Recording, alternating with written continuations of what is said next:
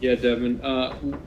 What has Patrick Beverly done the last couple of games defensively that you feel like has been effective? He's just ultra aggressive. He's denying, limiting touches. So, he has one objective out there, and we understand that. So, I feel like other things should open up, and, we have to look at the film and see what's open and see what we can get. Next is Rachel Nichols with ESPN, followed by Dwayne Rankin. Hey, Bill, it's been a while since you guys lost a basketball game. Yeah. What was the conversation in the post-game lunchroom? The spirit's high. We move on to the next one. That's what type of team we are. We've been that way the whole season, so we're gonna stick with that. We're gonna come in tomorrow, go over film, regroup, and get ready for Game 4. What were some of the biggest differences from first back on form? I think he was getting his wind under him, getting back. Coming off of a virus. And not doing any activity for a few days, but he's ready to go. He's ready to get the practice tomorrow, and ready to get back at it. Next is Dwayne Rankin with the Arizona Republic, followed by Mark Spears. Hey, Devin, how much will that conversation that you and Monty have and looking at film will help you going in tomorrow, so you can kind of see what you were seeing, but actually see it, in that setting? Yeah, that's the name of the game. You go and you watch film and see what we could have done better. We've been doing that since we started playing basketball. So you watch film to improve and to see what you might have missed in a high tempo game. So we're gonna regroup. How much did you guys miss Cam tonight? How much did what? Did you miss campaign? Oh, a lot. I hope his ankle's doing okay. Obviously he's been that spark for us, and he's made a lot happen for us while he's been out there. So I just hope he's in good health. I'll check up on him after we get out of here. This is Mark Spears with ESPN, followed by Kellen Olson. Book, I'm assuming this is the first time you played with a mask. How did you adjust to it? And also, you talk about talking to Rip, and the advice he gave you. It's fine, honestly. I honestly don't really see it, or it doesn't affect me. I did talk to Rip about it. I've been preaching for a long time. He's my favorite player of all time, and I've had short conversations with him in the past, and I thought this was the perfect time, to talk to him some more and get some advice. So, he chopped it up with me for a minute. Gave me some great feedback, put me in the right mindset to go out there, and we have to just be better next game. What did he say? He said he stuck with it because putting on his face put him in character. He felt comfortable, getting in the paint. Felt he had an extra protection. He had an extra layer. He said just don't worry about it. Don't take it off when you shoot free throws, and just don't let it be a distraction to you. Next is Kellen Olson with Arizona Sports, followed by Dave McMenamin. Hey, Book, in terms of getting to your spots tonight, did you like the quality of shots that you were getting for yourself?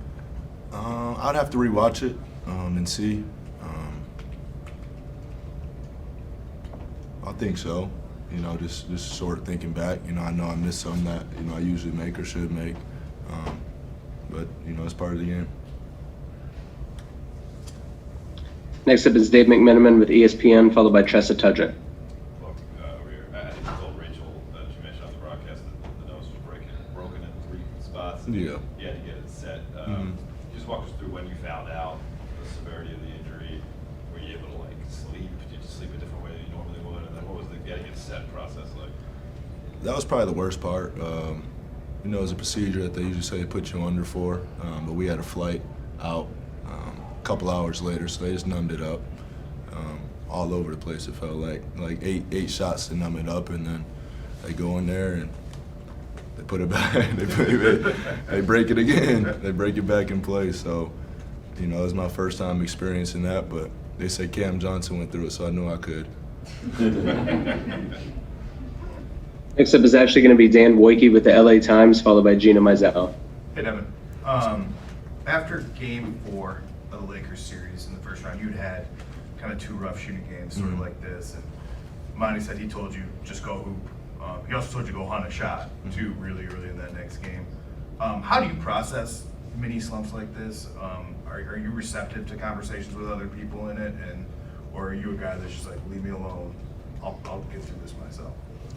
Mix of both, I would say. You know, I always hear people out, especially people I respect of Mont. But, you know, I've been playing this game for a long time. You know, I've went through every type of shooting slump that you can think of. And, you know, the best advice that my dad gave me when I moved with them when I was 13 years old is have a short memory in this game. On to the next play, on to the next game, on to the next possession. So the quicker you can have a short memory and just be confident in yourself and the work that you've put in. And, you know, I've pretty much seen every type of situation on the court, so, you know, I believe in my work. So next game's going to be better. Next is Gina Mizell with Suns.com, and then Greg Moore. Hey, Buck, the last time you guys lost a game here, you had those 2 days and then went on the streak that you guys were on. Is there anything from those 2 days after Game 3 of the Lakers series as far as how you guys approached kind of bouncing back that you feel like can help you guys this time around? I mean, we keep our gym the same. You know, that was my first time experiencing that. After we won one versus the Lakers and lost 2, you know, we're down 2-1 in LA, and you come in the gym and it's chill. Everybody's laughing, everybody's having a good time, but focus at the same time. Just with the, you know, there's an understanding around the team on what our next objective is and what we have to do. So it's not really talked about that much. You can just feel it in the energy, even when you're laughing, having a good time out there. Like, everybody's zeroed in and locked in. Final 2 questions are going to be Greg Moore with the Arizona Republic and Brendan Clean. Hey, Devin, Greg Moore, Arizona Republic. You and Chris both had bad shooting nights early and were going to DA early in the first quarter. And I'm wondering what got you guys away from that as the game went on. I'd have to go back. You know, the game happened so fast, so, you know, that's what the film is for. Yeah, that's that. Final question is going to be Brendan Clean with Locked On Suns. Hey, Book. It seems like late in these games, they seem to have a shot to answer a lot of what you guys are doing.